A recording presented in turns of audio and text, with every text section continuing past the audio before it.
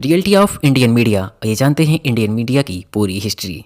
आजकल की मीडिया की हालत बद से बदतर हो चुकी है। तभी तो 180 देशों में भारत की मीडिया का 161वीं रैंक है।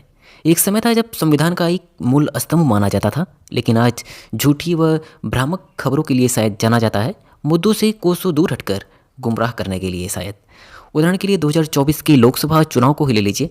एग्जिट पोल को किस तरह से 400 के पार बोलकर जनता को बेवकूफ़ बनाया गया। हर जगह सोशल मीडिया, टीवी चैनल, इसके जरिए आपके अपने वोट को भी अपना नहीं रहने दिया गया। हालांकि जो जीता है हर कोई उसी को वोट देगा, यह जरूरी नहीं है, लेकिन फिर भी 40% लोग इससे प्रभावित होते हैं। यह मैं नहीं बोल रहा हूँ, यह लोक नीति 2019 की इलेक्शन रिपोर्ट के मुताबिक मैं बोल रहा हूँ।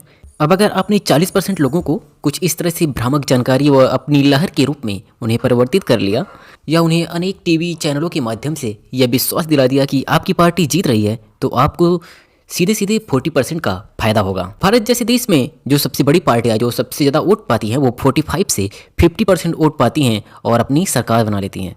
आपको बता दूं कि भारत जैसे देश में कुकुरमुत्ते की तरह हर जगह एक छोटी छोटी पार्टियां हैं। हर स्टेट की अपनी अलग पार्टी है, और इसी कारण 45% से 50% जो वोट पाया जाता है वही सबसे बड़ी पार्टी बन जाती है और अपना सरकार बना लेती है।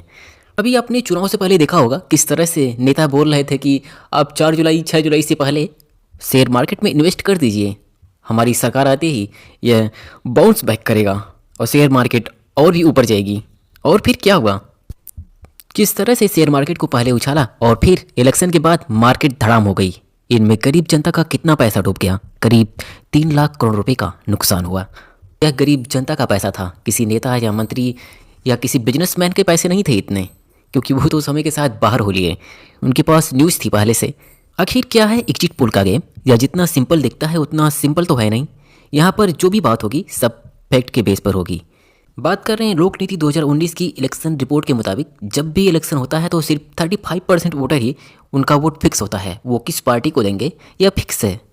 वो कहते हैं ना, प्राण जाए पर वचन न जाए, कुछ वैसा ही हाल होता है 35% लोगों का। वो अपनी पार्टी को छोड़ ही नहीं सकते। अब बाकी बचे 65% वोटर, तो 65 में 40% वोटर जो होते हैं वो जिस पार्टी की हवा चल रही होती है उसी की तरफ वोट करते हैं। और यह जो सारा तामझाम चुनाव प्रचार, media, social media, news channel, इन्हीं 40% लोगों को रिझाने के लिए व्यस्त रहती हैं।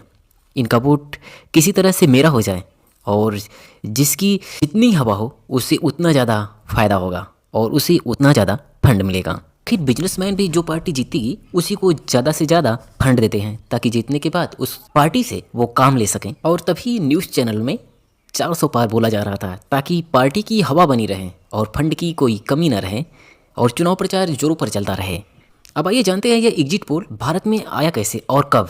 आपको बता दो कि एग्जिट पोल की शुरुआत यूएसए में 1930 में हुई थी। जॉर्ज गैलप ने इसकी शुरुआत की थी यूएस में, और यह फेमस हुआ 1936 में यूएस के चुनाव में प्रेडिक्शन को सही करने के बाद। आपको बता दूं कि एग्जिट पोल व ओपिनियन पोल दो अलग अलग चीज़ें हैं। ओपिनियन पोल में सिर्फ ओपिनियन लिया जाता है, और एग्जिट पोल में वोट देने के बाद जब आता है वोटर तब उससे पूछा जाता है। यह काम न्यूज़ चैनल एजेंसियाँ करती हैं। ऐसे तो भारत में कई सारी पोलिंग एजेंसियाँ हैं जो अब प्रिडिक्शन करती हैं, पर दो प्रमुख हैं। उसमें से फर्स्ट है टुडे चाणक्य, सेकंड है एक्सिस माई इंडिया। यह करीब 10 बार इसका प्रेडिक्शन सही हुआ है, लेकिन इस बार 2024 में इसका भी प्रेडिक्शन गलत हुआ। हालांकि पहले प्रेडिक्शन 1984 तक सही होते थे और लगभग जो प्रेडिक्ट किया जाता था वैसा हो जाता था। हालांकि यह पार्टियां अपनी अलग अलग पोलिंग एजेंसियाँ भी रखी हुई हैं, वो खुद पोलिंग भी करवाती हैं, जिससे उन्हें पता चल सके कहाँ क्या हो रहा है, कहाँ हार रही हैं, कहाँ किस तरह से उनका जीत का पैटर्न बैठ रहा है, यह सब पता लगा सके। राजनीतिक पार्टियां जब पोलिंग करवाती हैं उससे उन्हें फ़ायदा भी होता है। उससे वह अपनी योजनाओं के बारे में जानकारी ले लेती हैं, कौन से मुद्दे इस समय प्रेजेंट टाइम में चल रहे हैं जनता के बीच, किस मुद्दे पर उन्हें बोलना है, किस मुद्दे को कितना घुमाना है और किस मुद्दे को बिल्कुल टच भी नहीं करना है।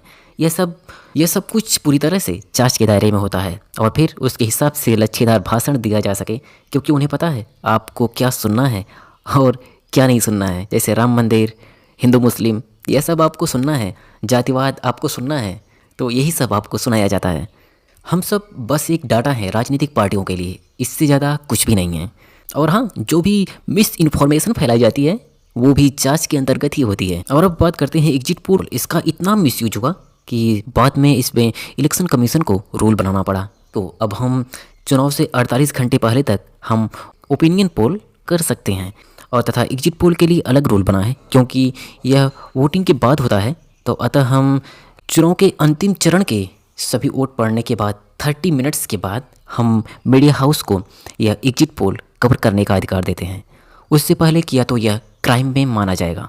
अब कोई भी एग्जिट पोल हो या ओपिनियन पोल हो, वह पूरी तरह से सही नहीं होता, वह 50-50 चांस ही होते हैं सही होने के। तो आप एक तरह से कह सकते हैं कि यह तुक्के के जैसा है। और फिर एग्जिट पोल या ओपिनियन पोल करवाने वालों के पास इतने पैसे व इतने बड़ी मैन पावर भी नहीं होती कि वो हर एक से बात कर सके और हर जगह पहुंच सके। जैसे कि अब भारत में 543 लोकसभा सीटें हैं, उसमें से 4000 विधानसभा सीटें हैं, उसमें से 10 लाख बूथ बनते हैं। अब 4000 विधानसभा सीटों में से वह 800 से 1000 विधानसभा सीट को चुनते हैं, और उनमें से जहाँ पे 10 लाख बूथ हैं वहाँ पे 5000 से 10,000 मोटा मोटा बूथ पकड़ते हैं। और उन बूथों पर करीब करीब 100 से 200 आदमी, ज़्यादा से ज़्यादा इतने आदमियों से वो बात करते हैं, और इसी के हिसाब से वो अपना एग्जिट पोल देते हैं।